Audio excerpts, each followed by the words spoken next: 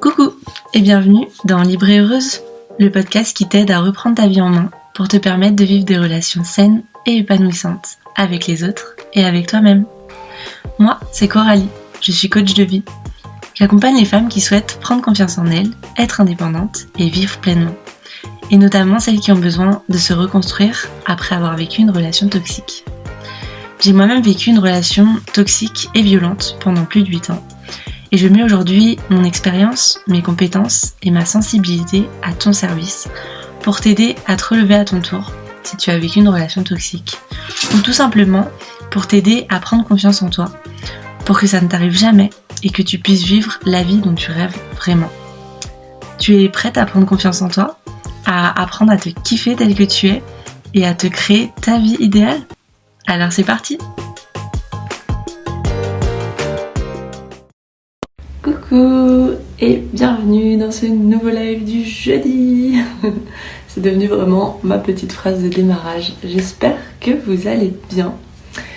Moi ça va très bien. Je suis juste hyper fatiguée et toute cassée de partout parce que j'étais en concert hier soir. Donc évidemment je vais essayer de parler distinctement. Mais il se peut que je perde un petit peu ma voix par moment. On va faire au mieux et de toute façon ce live ne durera pas très longtemps. Aujourd'hui, j'avais envie de partir d'une phrase que j'ai entendue dans une série. Je suis en train de me refaire toutes les saisons de Grey's Anatomy. Et en vrai, c'est grave pépite, hyper cool à re-regarder des années après. Je vous conseille si vous aimez bien. Et donc, dans un épisode, il y a pas très longtemps, il y a quelques jours, Christina disait à Meredith que c'est pas le tout de comprendre que on a un truc qui tourne par rond. Je vous la fais à ma façon parce que j'ai pas noté. C'est pas le tout de comprendre qu'on a des choses qui tournent par rond, encore faut-il les modifier. Et je me suis dit, mais sujet trop intéressant à aborder, finalement, moi je le redirai un peu à ma sauce, c'est la question de pourquoi ça suffit pas de prendre conscience qu'il y a quelque chose qui nous plaît pas dans notre vie, qu'il y a quelque chose qu'on a vraiment envie de changer, qu'on a un comportement, une façon de réagir à certaines choses qui ne nous convient pas. Pourquoi ça suffit pas de le comprendre, d'en avoir conscience pour que ça change. Et j'avais vraiment envie d'aborder ce sujet parce que c'est un sujet qui revient très souvent en coaching, parce que la prise de conscience, c'est un petit peu la première étape. Dans un coaching, on va aller réfléchir à tout ce qui te plaît pas dans ta vie, tout ce qui te convient pas, tout ce qui te fait du mal, tout ce qui te fait te sentir mal, etc. Et le premier truc qu'on va faire, la première étape, ça va être d'aller comprendre qu'est-ce qui fait que t'as ça dans ta vie, et donc de te faire prendre conscience finalement à la fois de ce qui va pas et de qu'est-ce que tu fais toi en fait pour nourrir ce truc et pourquoi il est toujours dans ta vie. Et du coup, à chaque fois vraiment ça ne loupe pas. Après cette étape de prise de conscience, toutes mes coachées finissent par me dire mais j'ai compris, je me vois le faire. Je m'en rends compte du comportement de quelqu'un, je sais que ça me convient plus, etc. Mais je suis bloquée là, j'arrive pas à passer à l'étape d'après, j'arrive pas à faire que ça change. Pourquoi ça suffit pas de prendre conscience ? Tout simplement parce que c'est des choses qui sont ancrées en nous. C'est des habitudes qu'on a mis en place depuis des années et des années. C'est des réactions qu'on a par rapport à des choses qui nous ont affectés fortement.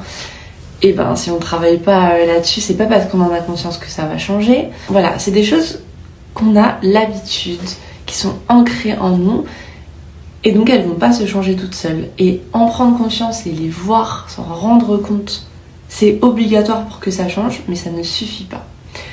L'étape d'après, c'est vraiment le passage à l'action. Et c'est tout l'intérêt du coaching, moi je trouve, et c'est tout ce que j'adore dans cette pratique, c'est que on s'arrête pas là. Moi j'ai vraiment plein de femmes qui viennent me voir et qui me disent j'ai fait des thérapies, j'ai fait ci, j'ai fait ça, j'ai compris, j'ai conscience de ce qui se passe, de ce que j'aime pas, de ce que je veux, etc. Mais qu'est-ce que je fais maintenant ? Comment je fais pour y accéder ? Le coaching c'est un outil incroyable pour ça, parce que le but c'est d'aller chercher en toi, et une fois qu'on a compris ce qui va pas, ce qui te plaît pas, que tu en prends conscience, etc., d'aller chercher en toi tout ce que tu as déjà, toutes tes ressources, toutes tes manières de fonctionner, pour aller mettre en place des choses par rapport à ça. Donc vraiment, concrètement, tu ressors à chaque séance de coaching avec un plan d'action qui te permet de changer le truc qui te convient pas. Est-ce que je vais pas prendre un exemple peut-être? Admettons, on va prendre un truc hyper bateau que je prends souvent finalement. J'ai envie de me remettre au sport, j'ai conscience que ça me manque dans ma vie, j'ai conscience que ça m'apporterait plein de choses en termes de santé, en termes de bien-être, de santé mentale. Voilà, j'en sais rien, j'ai envie de perdre du poids, j'ai envie de me raffermir, j'ai envie de quoi que ce soit. En tout cas, je sais pourquoi je le fais, je sais pourquoi j'ai envie de le faire et ce que ça m'apporterait. J'en ai conscience, j'ai conscience de mes blocages, je sais pourquoi aujourd'hui j'en fais pas. J'ai la flemme, j'ai eu des croyances limitantes par rapport à ça, je suis trop lourde, ça va être trop dur, nan. Il fait pas beau en ce moment, c'est totalement faux, il y a un gros soleil, je viens de le voir par la fenêtre, c'est incroyable, ça fait du bien. Bref, j'ai conscience de tout ce qui bloque, j'ai conscience de ce que je veux à la place, mais ça change pas.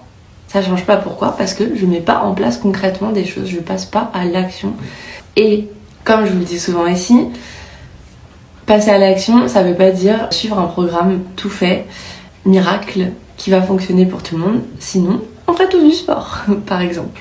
Sinon, on n'aurait plus de problème. Tout le monde saurait régler ses soucis, tout le monde accéderait à ce qu'il veut vraiment. S'il y avait des recettes magiques pour chaque chose qu'on veut dans la vie.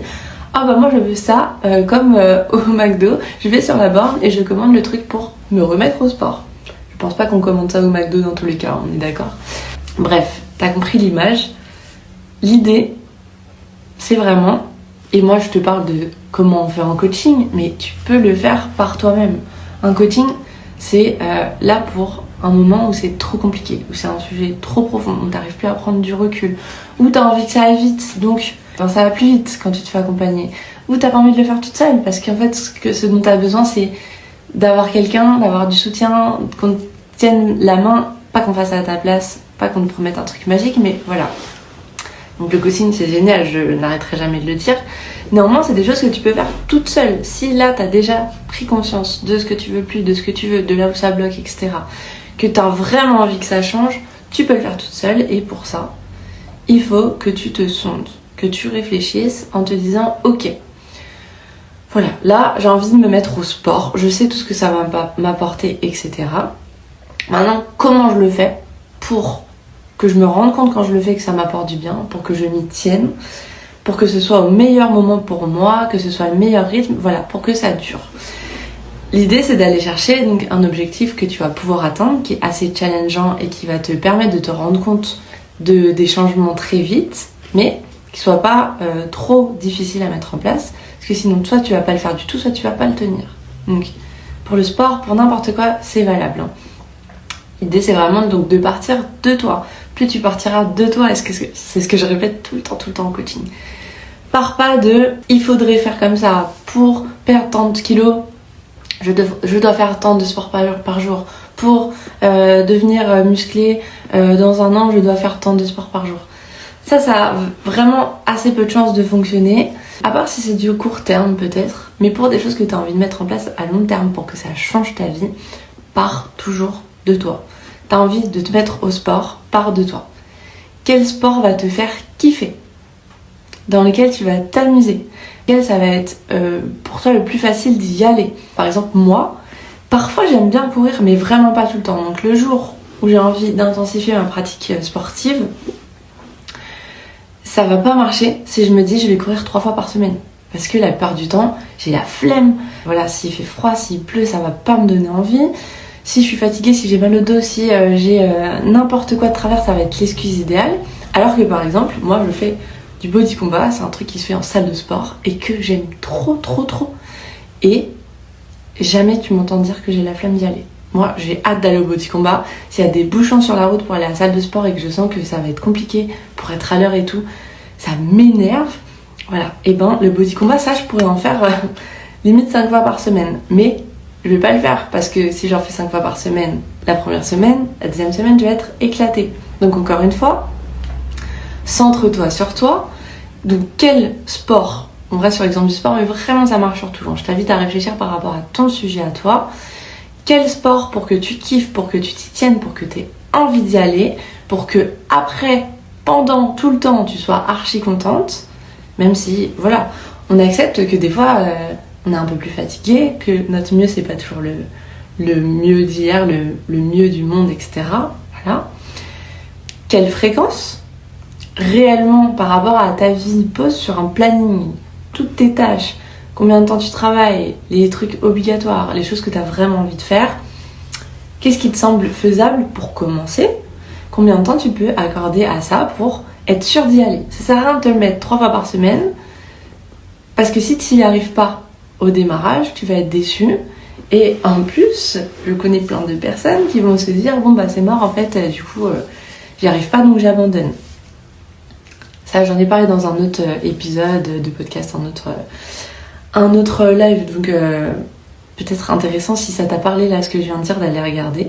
Vraiment te centrer sur toi pour le sport, savoir quel sport, savoir à quelle fréquence, quelle durée, à quel moment c'est le meilleur moment pour toi. Alors ok, des fois on n'a pas hyper le choix entre guillemets. Si je reprends mon exemple du body combat, à ma salle de sport il y en a je crois 3 fois par semaine, mais bon j'ai quand même le choix. Il y a le lundi soir, je crois le vendredi soir et le samedi matin. Moi le sport le matin c'est un truc exceptionnel. C'est voilà, si un matin je me réveille et j'ai envie de faire du sport, je vais faire du sport, mais impossible de mettre ça en routine dans ma vie. Ça me plaît pas, je me réveillerai pas pour ça, et même pour le body combat que j'adore hein. Donc voilà, lundi, vendredi, le vendredi des fois il y a des sorties, des machins, je sais que c'est le jour où je vais pas forcément m'y tenir, mais moi le lundi soir à 19h je suis au body combat, c'est bloqué, mon agenda pro est bloqué à ce moment-là, on peut pas prendre de rendez-vous avec moi, et c'est très exceptionnel que je saute le body combat, parce que j'adore ça, c'est au bon moment pour moi dans ma semaine, dans ma journée par rapport à ma forme. Pareil, début de semaine je suis reposée, c'est un sport qui est assez intense, j'y vais, je me donne à fond, je suis trop contente, c'est exactement comme ça que j'ai envie de le vivre. Donc voilà, je pense que tu as compris, c'est vraiment de partir de toi, pourquoi tu le fais, qu'est-ce que ça va t'apporter, qu'est-ce que tu vas faire exactement que tu vas pouvoir kiffer, de quelle manière, quand, comment, avec qui. Peut-être que tu as besoin pour te motiver d'être avec quelqu'un. Moi, j'y vais avec ma maman par exemple. Ça me motive un peu plus. J'avoue que par exemple, s'il y en a une de nous deux, par contre, qui est malade ou qui a un truc, c'est pas tout le temps que l'autre y va. Bah voilà. Ça fait partie des choses qui nous aident à y aller. C'est pas grave en fait, hein. T'es pas obligé de pouvoir toujours tout faire toute seule. On est des êtres humains. On est là aussi pour être là les uns pour les autres, pour s'entraider, pour avoir du contact social. Ben voilà, moi, mon contact social et mon besoin, c'est de faire du body combat avec ma maman. C'est trop cool. Va chercher tout ce dont toi t'as besoin pour le mettre en place, pour que ce soit le plus facile possible, que t'en aies envie, que ça t'apporte du bien. Commence tranquille pour être fier de toi, pour prendre confiance en toi, parce que c'est toujours cette histoire de confiance.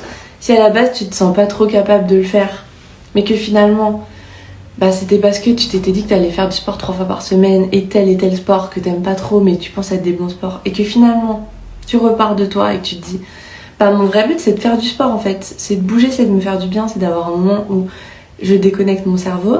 Je commence par 1 fois par semaine et je commence par un truc que je kiffe, je sais pas, je vais danser, je vais faire de la bachata, j'en sais rien, n'importe quoi, et là tu vas le faire parce que t'as changé ton état d'esprit. C'est plus un je dois, il faut, c'est pour toi, à ta façon, pour te faire plaisir, et tu vas t'y tenir. Ah, il n'y a pas de hasard, ce soir j'ai Zumba et j'ai la flemme d'y aller ces dernières semaines avec le froid. Ton live tourne à pic. Bah ouais, c'est ça. Hein. Après, effectivement, en plus, on a tendance à penser que on est des êtres linéaires, mais pas du tout. On change en fonction des saisons, nos envies sont pas les mêmes en fonction de nos cycles, hein, nous les femmes, en fonction de ce qui s'est passé dans notre journée, de comment on va, de tellement de choses, que aussi, ce qui est important, et merci beaucoup, du coup ça me permet de le rajouter, moins ça va être totalement rigide, plus tu vas pouvoir t'y tenir, parce que, là par exemple, tu vois, toi tu me dis que, flemme un peu d'aller à la Zumba avec le froid, donc peut-être un tout petit peu de discipline pour t'y tenir. Si vraiment une fois que tu y es, tu kiffes, ça te fait du bien, après c'est trop bien, etc. etc. Mais sinon, rien ne nous empêche en fait de modifier ces routines-là, ces choses qu'on met en place pour que ça tienne dans le temps. Et c'est un peu ce que je disais tout à l'heure finalement. Moi, j'aime bien courir des fois, mais vraiment c'est pas un truc que je suis capable de faire à l'année. Vous me verrez pas courir pendant l'hiver. Par contre, il se peut que le printemps arrive, il y a du soleil et là, ça me revienne. Ça peut être intéressant aussi de réfléchir à ça et de préparer un peu en amont ces changements parce qu'on se connaît en fait. C'est comme tout bêtement, si t'as envie de, je sais pas, travailler, d'être productive, de trouver des routines de travail, etc. Quand t'es une femme, ça peut être hyper intéressant de prendre en compte tes cycles. Et si, comme moi, t'as par exemple un gros SPM, ça va beaucoup mieux maintenant, je prends des compléments alimentaires. N'hésitez pas à me poser la question, je partage à tout le monde le bon plan.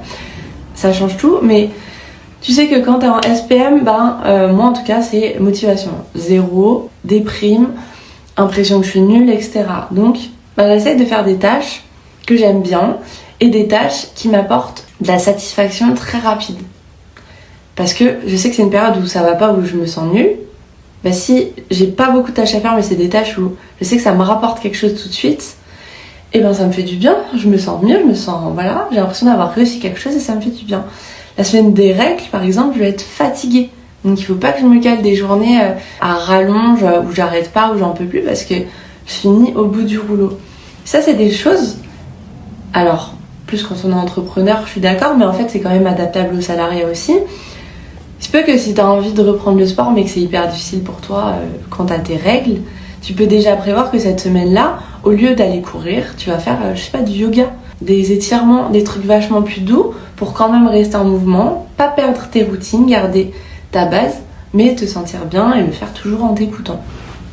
Je pense que je vais m'arrêter là et qu'on peut se dire que la morale de ce live, c'est que si ça part de toi, si c'est fait en fonction de toi, pour te faire du bien à ta manière, à toi, c'est comme ça que ça va marcher. Et oui, ça suffit pas d'avoir pris conscience des choses que tu ne veux pas dans ta vie pour que ça change. Il faut que tu passes à l'action. Il n'y a que toi qui peux modifier les choses parce que c'est toi en fait, c'est ta vie, personne ne le fera à ta place. Tout l'intérêt il est pour toi, mais fais-le en fonction de toi, pour toi, et c'est comme ça que ça pourra marcher. Le thème du live c'était, il est écrit d'ailleurs, pourquoi est-ce que ça suffit pas d'avoir conscience de ce qu'on veut changer, de ce qui va pas pour que ça change. On arrive à la fin, donc je t'invite à regarder le replay que je vais mettre tout de suite ou à écouter en version podcast, ça arrivera dans la journée. Oui, je me rends compte que ça ne me plaît plus comme il y a 10 ans ce sport. Ouais, c'est ça. Des fois, par habitude, on continue. Puis après aussi, il y a des phases. Peut-être que tu as besoin de faire une pause avec la Zumba, que tu vas découvrir d'autres sports et que de temps en temps, t'en referas et que tu kifferas ton petit moment de Zumba, mais que ce sera plus ton habitude. Toujours s'écouter, toujours se reposer des questions parce qu'on évolue tout le temps. On évolue, nous, dans notre vie, au fil des saisons, au fil des changements, au fil de ce qui nous arrive. Donc, écoute-toi, sonde-toi, pose-toi des questions. T'es ta meilleure amie, donc demande-toi de quoi t'as besoin, qu'est-ce qui te ferait plaisir, qu'est-ce qui te ferait du bien. Et tu vas voir que les choses vont changer. Merci beaucoup à toutes celles qui sont passées aujourd'hui avec du monde, ça m'a fait trop plaisir. Merci pour vos participations, vos petits messages, vos petits coucous. J'adore. N'hésitez pas à commenter, m'envoyer des MP si vous avez des questions, que ce soit pour celles qui sont là tout de suite, ou celles qui regardent en replay, ou celles qui écoutent le podcast. Je le fais pour moi évidemment, mais beaucoup pour vous. Donc avec plaisir, j'écouterai tout ce que vous avez à me faire comme retour sur les lives. Je vous fais des gros bisous et je vous dis à la semaine prochaine. Salut! Merci à toi d'avoir écouté cet épisode en entier. N'hésite pas à lui mettre 5 étoiles s'il t'a plu, à me laisser un petit commentaire pour me dire ce que tu en as pensé, ça me fera trop plaisir. Et pour ne pas louper le prochain épisode, abonne-toi!